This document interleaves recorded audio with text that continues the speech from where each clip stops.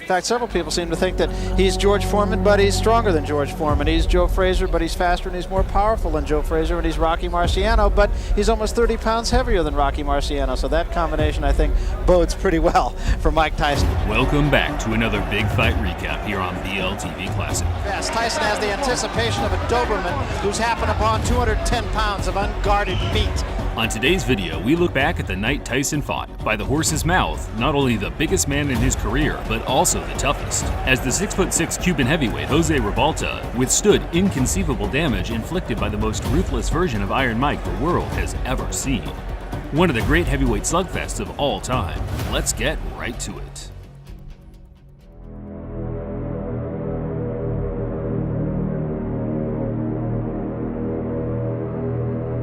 At 5'10½", Mike Tyson was significantly the shortest heavyweight contender ranked by the Ring Magazine's top 10 in the fall of '86. Many boxing fans will remember this era as the New Age, the land of the giants, with the large majority of top contenders and champions from here on out standing in excess of 6'4". Primo Carnera, a heavyweight boxer called the Monster by Time magazine. There have been many tall contenders and champions in the past, with Jess Willard and Primo Carnera being prime examples of towering fighters often branded as unskilled behemoths, circus acts whose achievements in the sport are credited strictly to their advantage in size and weight.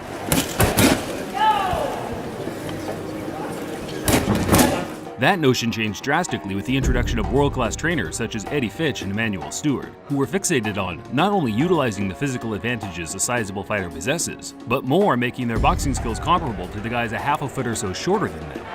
But right now, Lennox Lewis is giving an old-fashioned whooping to David Tua. Once Riddick Bowe and Lennox Lewis became the dominant force in the division, big men have ruled the roost ever since. When I was younger, I used to always say, God, I'm just a midget. I'm never going to grow. I'm never going to be anything because I'm too short to do any kind of sports, anything. But then, I started believing in myself and things worked out right. Jose Rebalta was one of those classic, long-rangey fighters that dominated the amateur boxing circuit in his teens due to his size being perfectly cohesive with the classy, dance-like boxing skills taught to him at the home of Cuban boxing in the States, the 5th Street Gym in Miami. Mike Tyson, here I come. Here I come. Better be ready.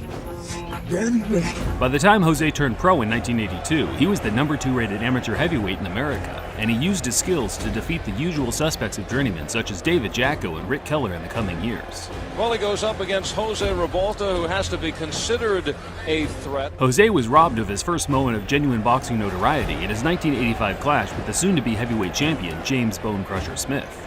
Everyone outside of 2 of the 3 ringside judges felt he won with relative ease. However, dubious decisions are unfortunately a part of the game, and as many fighters have displayed in the past, early setbacks can either make or break a character. And during the Tyson build-up in July 1986, Jose seemed to be peaking, not only physically, but mentally, certain he would be the man to stop Tyson's 25-fight unbeaten streak.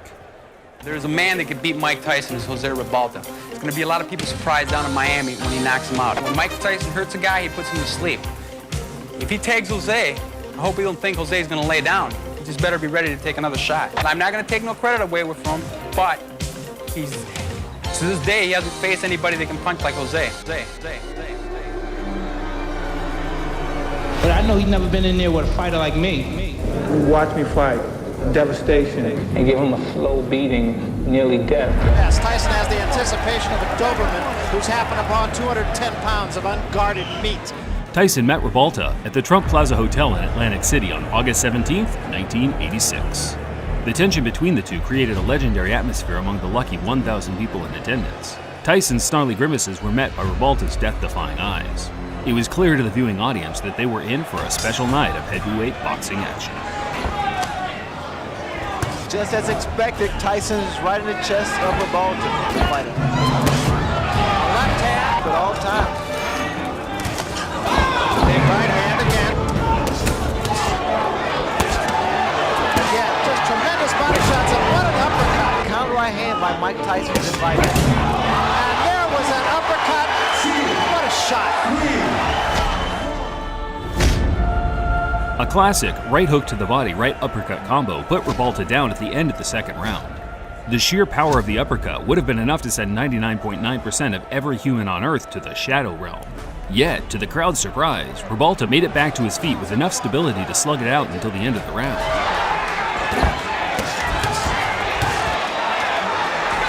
Rebalta trying to bang with Tyson and gets off the ropes. There's a good left to the chin.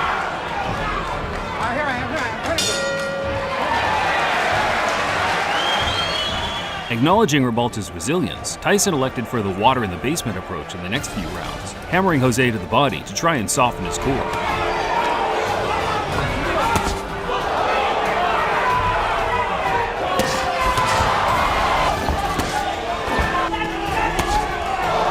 Lunging left hand by Tyson. That was an uppercut by Rebalta. No one expected too much from Rebalta. Combination from Rebalta and also a low blow by Rebalta. And also, like Tyson's going to say, that was a good left hand. There was a big right hand, and that hurt Rebalta. Tyson took his attacks upstairs by the end of the 7th, boxing with the same ferocity as he did in the 1st, throwing with the speed and power of a man that has barely broken a sweat. Does he hit?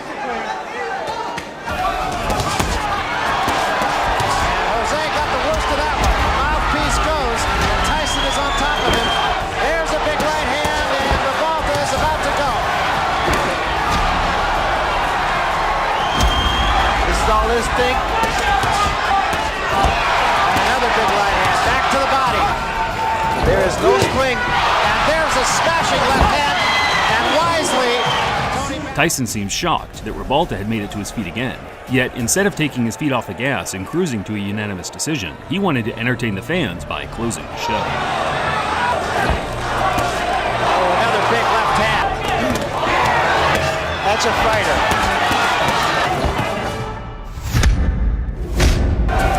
Oh, what a shot! And Rebalta's down. And that's it. Tyson knocked out Rebalta in the 10th in a manner I'm sure the great Customato himself would have been proud of. But as always, HBO's Larry Merchant was underwhelmed by his performance and grilled the aspiring champ in the post-fight interview. Mike, this guy was a tougher nut to crack than you thought, I bet. Very enough. He had his mind concentrated. He was going to fight, and he did well, and I commend him very dearly.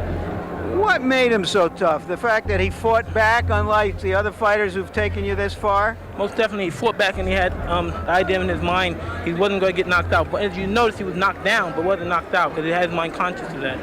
Are there too many expectations of you, Mike? Do you think that if you don't, you're in a bind, that if you don't knock him out early, if you knock him out early, everybody says the other guy was a bum. If it goes this far, everybody says you can't hit that hard. Well, what can I say? This happened. Tyson showed a lot of class in his response by simply acknowledging that Rebalta was as tough and game as they come. In an interview for Ring magazine in 2014, Tyson named Rebalta as the most durable fighter he'd ever faced, along with the strongest, claiming that the Cuban was very strong in clinches. His professional record, 32 wins, 9 defeats. If Tyson had never met Rebalta, I doubt that there'd be even a single person who would have expected him to put up such a brave effort against a prime Mike Tyson, because after the match, his career went more or less down the drain, certifying himself as a bona fide journeyman by his mid-20s.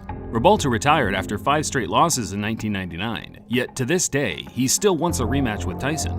In fact, his Facebook page is littered with non-stop callouts to the point of obsession. Usually, I'd laugh off these callouts, but with the current landscape in the game today, you just never know who will return to the ring.